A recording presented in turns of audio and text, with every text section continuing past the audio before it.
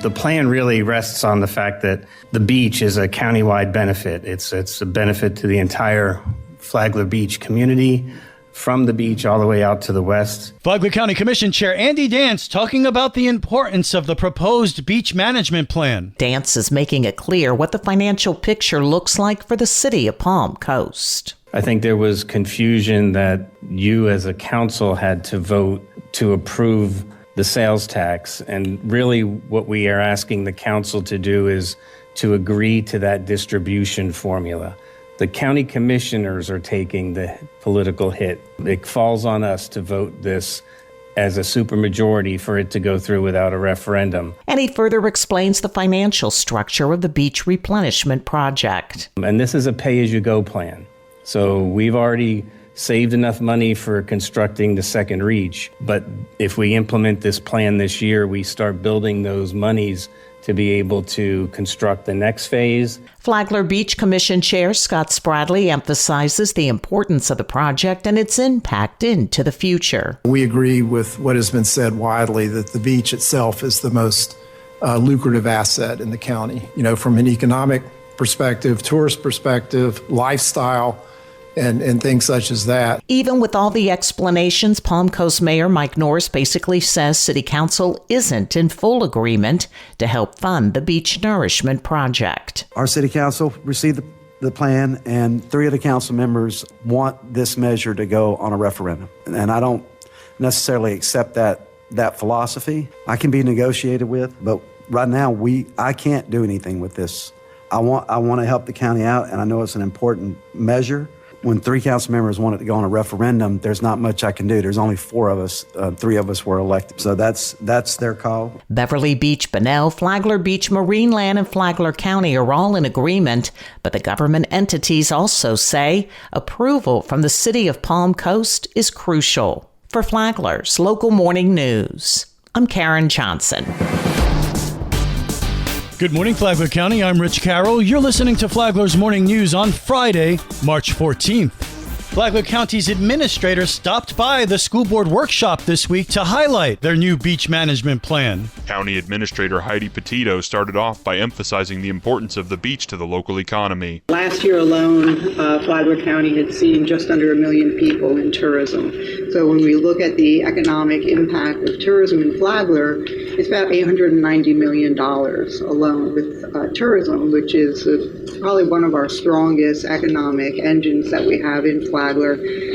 They employ or support just about 12,000 jobs, which equates to about 23% of the workforce in Flagler County. Administrator Petito stressed that the time for action is now. When we talk about the cost of inaction, certainly doing nothing is an option. I don't know that it's an option that I would recommend, because without having a proactive beach management plan, you're really putting the county at risk to severe economic, environmental, and community consequence. She finished off her presentation by laying out the funds needed to complete this project. So if we look at the initial construction of all of the beach work that's required, it's 18.1 miles. It's about a $120 million project to build back not just the dune, but also build back that depth on the beach. When we look at the use of our federal and state partners, the piece that remains funding that needs to come from the local level is that $42.4 million. From the WNZF Newsroom, I'm John Austin IV. Another drug house is shut down as detectives arrest 42-year-old Palm Coast man Kong Saharaj for cocaine trafficking. Flagler County Sheriff Rick Staley. Our Special Investigations Unit closed down another drug house in Palm Coast. This time the individual was selling trafficking amounts of cocaine. We also seized cash and 4 firearms during this raid. I commend our Special Investigations Unit, a SWAT team that served the warrant. Great job by all involved. Another poison peddler found out he should have got out of Flagler County before we came knocking on his door. He's now in the Green Roof Inn where he belongs. City Council recently reviewed the short-term rental ordinance, and they made some modifications to that, and those modifications went into effect last week. We're learning more about changes to Palm Coast's short-term rental ordinance. Director of Communications and Marketing Brittany Kershaw says property owners are now required to register their short-term rentals with the city. There is a new registration process that goes along with this updated ordinance, and if property owners will check their email or go to palmcoast.gov and look in the newsroom, there is a step-by-step detailed instructions on how to register your short-term rental. Kershaw says you'll need to contact Flagler County as well. It is required to have a business tax receipt from both the City of Palm Coast and Flagler County government, so that would be your first step, and then there is a breakdown of steps to follow to go ahead and register your short-term rental on the website. If anyone needs any support while doing this, they can contact the City of Palm Coast Business Tax Office at 386-986-3766. You can also email the Business Tax Office at btr@palmcoastgov.com. I'm Daryl Moody reporting. And now you're up to date on Flagler's Morning News. I'm Rich Carroll.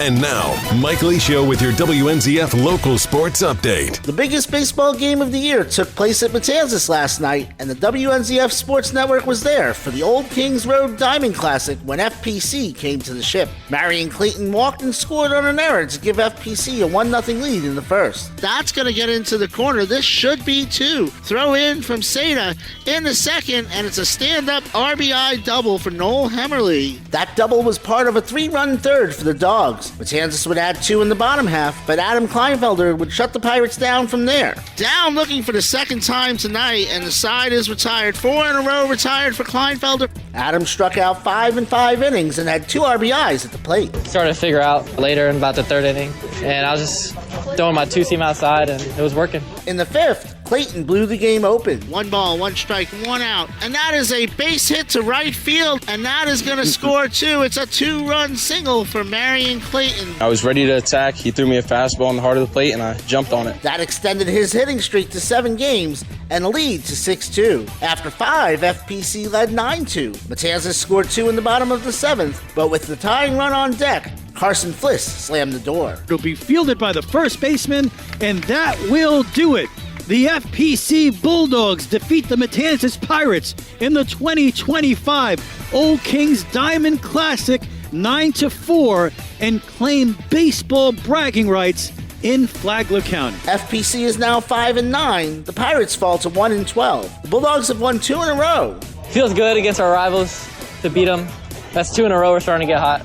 Feels good. It's good. Helps our confidence stay up, keep us moving in the spring break, and let us do well. If you missed the game, you can watch on the WNZF Facebook page and the Flagler Radio YouTube channel. This is your home for local sports, with updates Mondays and Fridays. From the WNZF Sports Desk, I'm Mike Licio.